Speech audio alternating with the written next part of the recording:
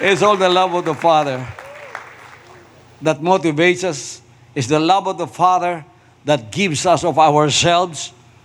It's the love of the Father that even this thankless world, we go in and show them the love we have in our hearts. And we pity them because, like Satan and Lucifer, the devil took away that commodity of love from within them, and they are not capable of loving. But they are so capable of hating. They are so capable of muttering words against those that are good. They're capable of that because that is how Satan deceived humanity. Ganyan yan nilinlang ang tao. Na ang capability ng tao, ahas. Ahas pakainin mo. Patabain mo. Huwag kang lumapit. Masyadong malapit. Kasi ang ahas na pinakain mo, inalagaan mo, pinataba mo, pinakinang mo, nako, isang iglap, pagtalikod mo, kakagatin ka niyan. Hindi mo pwedeng hawakan yan.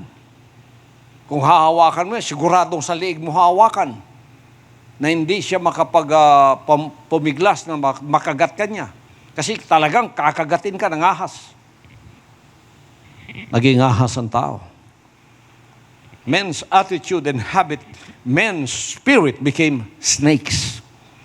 You know what a snake is? The snake is there to bite.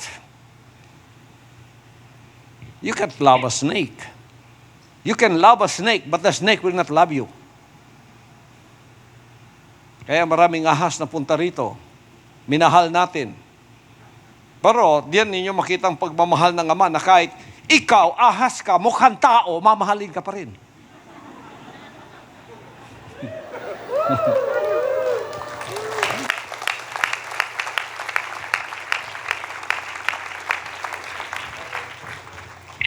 You know, the serpent before was a humanoid, a human-like. May dalawang paa. At very subtle. Magaling man din lang. May mga tao, no, very sweet talking ang mga salita nila. Magaling man din lang, magaling mambola. Magaling mamoyson ng tao. Magaling iikutin yung utak mo. Sisirain yung pananampalataya mo. That is serpent-like. When somebody is trying to destroy your faith in obedience to the will of the Father, that is a snake in the form of a human being. Makamandag yung kanyang mga salita. Ang kamandag, hindi lang yung galing sa ahas na binom. Ang kamandag yung mapopoison ng utak mo at lilinlagin ka, tapos aalisin ka sa pananampalataya mo, at pagkatapos magiging katulad ka na nilang ahas na ang lahat ng nasa loob ay hate, paninira. Tingnan ninyo, pagkakasama ko kayo, at meron na kayong espiritong katulad ko, you have a spirit like me that comes from the Father. What do you want to do? You want to build the kingdom. You want to join the SR, spiritual revolution. You want to spread the message of love to all humanity. You want to do that. You have the love in your heart. You will join me in my humanitarian project of loving your neighbor as yourself. You're so happy to sacrifice, to volunteer, even though you are not paid, because there's love within you. But as soon as the devil poisons your mind and change you from within, and you from an angel become a demon, from an angel you become a snake, what will your attitude be? Ang gusto mo, gibain ko yung gingharian na yan. Yung lahat ng mga kinoconvert ni Kibuloy na yan, lalasunin ko lahat yan, papatayin ko lahat yan, tatawagan ko lahat yan, isa-isa. Papatayin ko silang lahat ng pananampalataya nila. Gigibain ko yung kaharian na yan. Sino yun? Yun ang kamandag na pumunta sa iyo na ikaw ay naging ahas na rin. Tingnan niyo yung difference of the attitude and the spirit. Kung anong spiritong nasa sa iyo, mawawala na yung pag-ibig. Wala na, hindi ka na magko-convert ng kaluluwa. Papatay ka na ng kaluluwa. Hindi mo nasasabihin, sumunod tayo sa kalooban ng Ama. ayon sa sinabi ng appointed son, sumunod tayo kasi yan ang batas ng Espiritu. Hindi mo nasasabihin yun. Ang sasabihin mo, umalis kayo riyan. Nilinlang lang kayo riyan. Dito tayo. Pagkatapos, lahat ng mga paninira, gagawin mo na. Because that has now become your spirit. You are now a destroyer of soul instead of a restorer and a soul winner. You become a destroyer. Why? That's the ministry of the devil. John 10:10. The thief came forth to kill, to steal, and to destroy. Who's the thief? The devil. Nanakawin niya yung pananampalataya mo. Popoison ka niya. Kaya, ang poison, dararanan niya sa tenga mo. Kaya pag hindi kayo malakas, wala kayong antivenom sa loob, wala kayong antibodies, lumayo kayo sa mga ahas na mukhang tao. Kung gusto niyo mabuhay pang kaluluwan niyo. If you are not really strong in the faith and you have no antibodies inside, you have no antivenom inside in your blood, move away from those human-like serpents. They look like human beings, but they are serpents. They are poisonous. Stay away from them. Pero kayong mga malalakas na, palagi na nakagat ng ahas na katulad ko, malalakas kayo, salubungin yung ahas at hawakan ng leeg. Tapos, ibalibag ninyo at putulin ang ulo. Pero pag hindi kayo malakas, you never dare. Huwag kayong gaganon. Papasok ang poison dito, pagkatapos papasok sa utak mo, patay ang kaluluwa mo. Mabuti kung maliligtas pa kita. Kaya itong sinasabi ko ngayon sa inyo, pangontra ito sa virus ng poison ng ahas. Amen. Ano ang pangontra sa poison ng mga ahas na mukhang tao? Pag-ibig. Pagka wala siyang pag-ibig, ahas yan.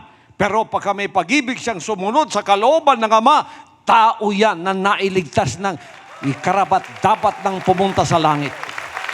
Ready to go to heaven na yan.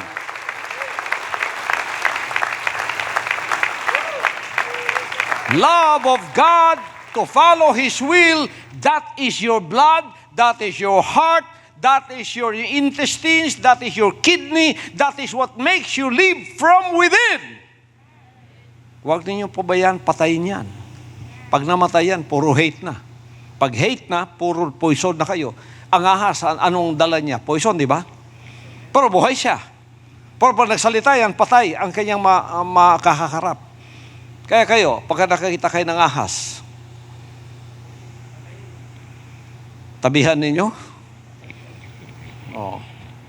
Pero nag-alaga ng ahas eh. Bandang Indonesia yata yun. Maliit pa yung ahas. Pinalaki niya. Pero nagtaka siya, hindi niya nagtaka. Akala niya talagang mahal siya ng ahas. Kasi yung ahas, tumatabi sa kanya pag natutulog. Tumatabi, nakatabi niya. Ay, mahal na mahal niya yung ahas. Biro mo, katabi mo yung ahas. Ang sawa. Katapat niya. Mutapat yun sa iya. Antod ang bitin, nagkadako. Kay siya, dako naman siya. So, ang bitin, gamay pa, sige, nagkadako. Siyempre, mutapat yun sa iya. Why siya kabalo, ang bitin di, ginasukod na siya. Hindi niya alam pala yung ahas, sinusukat na siya kung pwede na ba siyang lamunin. So, nung parehos na sila kataas, yung ahas mataba na, ayun, natulog siya, unang ulo. Tapos pinulupot. Pagkatapos nilamon. Sinusukat na pala siya. Is being measured by the boa constrictor, by the anaconda, is being measured if the anaconda can already swallow him.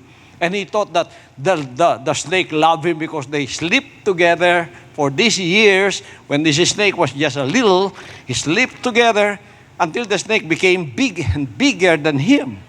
He was only measuring him if the snake can already swallow him. And one night, he got swallowed by the snake. So don't make pets out of snakes. Huwag kayong makipagkaibigan sa mga ahas. Lalamunin kayo niyan. Minsan, telepon sa inyo, susukat-sukatin lang kayo. O, kumusta ka na? O, kumusta na yung pag-aaral mo? Malaya ka na. Kakapunta ka na kahit saan. Hindi ka na slave. Hindi na. Ay naku, gumaya ka sa akin. Pareho na tayo. Tapos lalamunin ka na. Tapos mawawala yung pananampalataya mo. When your faith is destroyed, it's just a matter of time that you become a snake like those snakes looking like human beings. Dadami na yan sila. Kaya dito, snakes are not welcome. Poisonous ka man o hindi. Yung hindi poisonous, nanlalamon yan. Mas matindi yan. Yung poisonous, nangangagat yan. Pag iniwan ka, sira na yung utak mo. Sira na yung pananampalataya mo. So, you have to keep that. Kailangan yung love na naririyan. To follow the Father's will. Hindi yun matitinag. Iyon ang buhay ng iyong kaluluwa. That is the life of your soul, my friend. Woo! Hallelujah!